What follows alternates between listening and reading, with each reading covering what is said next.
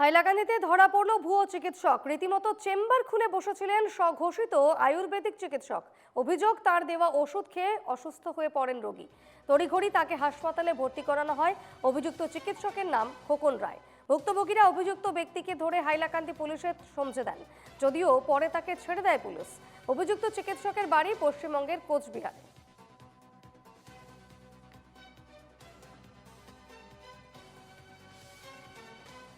আজকে আমরা থানাতেই একটা এজাহার দিতে বাধ্য হয়েছি যে একজন আয়ুর্বেদিক চিকিৎসক বলি আমরা দিয়েছেন। দেওয়ার পরে আমরা শিলচার কারণ ইয়েতে কি যাওয়ার পরে আমার মারে ট্রিটমেন্ট করবা বলিয়া দিয়েছেন। বিভিন্ন ধরনের মার বয়স্ক মানুষ, হ্যাঁ, বিভিন্ন রোগের আছেন তাই, যেটা রোগের কইছেন তাই প্রায় 11-12টা একটা আইটেমের আয়ুর্বেদিক ওষুধ দিয়েছেন। কৈছেন এই মেডিসিনগুলো খাইলে আপনি সম্পূর্ণ সুস্থ হইব এবং 3 মাস রেগুলার খাইতে লাগবে।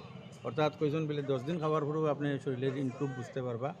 হ্যাঁ, তো এটা 10 দিন খাওয়ার পরে 6-7 দিন খাওয়ার পরেও তার শরীরের জন্য একটু প্রবলেম শুরু হয়েছে। তারপরে দিয়া কইলা বলে আবার ফোন করার পরে কইলো বলে যেন ঠিক আছে